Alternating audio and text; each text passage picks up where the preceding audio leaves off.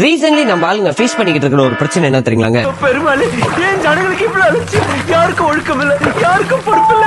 ஒரு வீடை வாங்கி ரெண்டல் விட்டுட்டு அதுவும் ஒரு 10 வருஷம் 20 வருஷம் தாண்டின பிறகு அந்த வீடை விக்கணும்னு நினைச்சா அவங்களால விக்க முடியல. ஏன்னு பாத்தீங்கன்னா அந்த வீட்டுல இருக்கிற டேனன், அதுவும் தமிழால தான் இதை பண்றது, என்ன மீறி இந்த வீடை நீங்க வித்துருவீங்களா, நான் 20 வருஷம் 25 வருஷமா இந்த வீட்டுல தங்கிட்டு இருக்கேன்னு சொல்லி பெரிய பிரச்சனையே பண்ணிக்கிட்டு இருக்காங்க.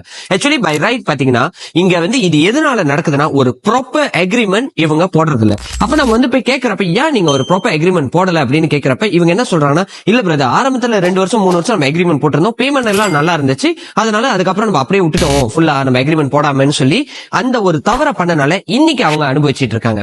இன்னைக்கு நம்மள நிறைய பேர் ஒரு இன்வெஸ்ட்மெண்ட் ப்ராப்பர்ட்டி வாங்குறதுக்கான வேலையை பார்த்துட்டு வாங்கிட்டு ரெண்டல் விட்டு வருமானம் சம்பாதிக்கிறதுக்கான வேலையை செஞ்சுக்கிட்டு இருக்கோம். அந்த வகையில இந்த மாதிரி ஒரு சில விஷயங்களை நம்ம மார்க் பண்ணிக்க வேண்டியது இருக்கு. நம்ம அப்படியே ஒரு இன்வெஸ்ட்மெண்ட் ப்ராப்பர்ட்டி எடுத்தோம்னா நம்ம என்ன பண்ணணும் பாத்தீங்கன்னா, முதல் விஷயம் ஒரு ப்ராப்பர் அக்ரிமெண்ட் கண்டிப்பா நம்ம போட்டே ஆகணும்.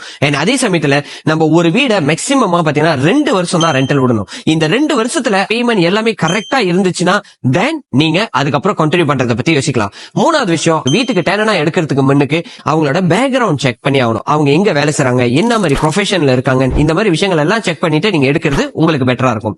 இந்த மாதிரி ஒரு சில விஷயங்களை பாத்தீங்கன்னா நம்ம பக்கத்துல இருக்கிற சைனீஸ் நண்பர்கள்கிட்ட இருந்து நம்ம கண்டிப்பா கத்துக்க வேண்டியது இருக்குங்க. ஏன்னா இன்னைக்கு அவங்க பாத்தீங்கன்னா ப்ராப்பர்ட்டி இன்வெஸ்ட்மெண்ட்ல ஒரு ஆளு 3-4 வீடு வாங்கி வச்சுட்டு அதுல இருந்து சம்பாரிச்சிட்டு இருக்காங்க. இப்ப நம்ம இதுக்குள்ள இப்பதான் என்டர் ஆகுறோம்னா அவங்க என்ன பண்றாங்கன்ற விஷயத்த பார்த்து அதை கத்துக்கிட்டு அதை எடுத்து நம்ம செஞ்சோம்னா நம்மளும் கரெக்டான லாபம் இதுல சம்பாதிக்க முடியும். சோ இந்த வீடியோவை உங்களை சுத்தி இருக்கிற ஃப்ரெண்ட்ஸ் அண்ட் ஃபேமிலி மெம்பர்ஸ்க்கு எல்லாருக்கும் ஷேர் பண்ணுங்க.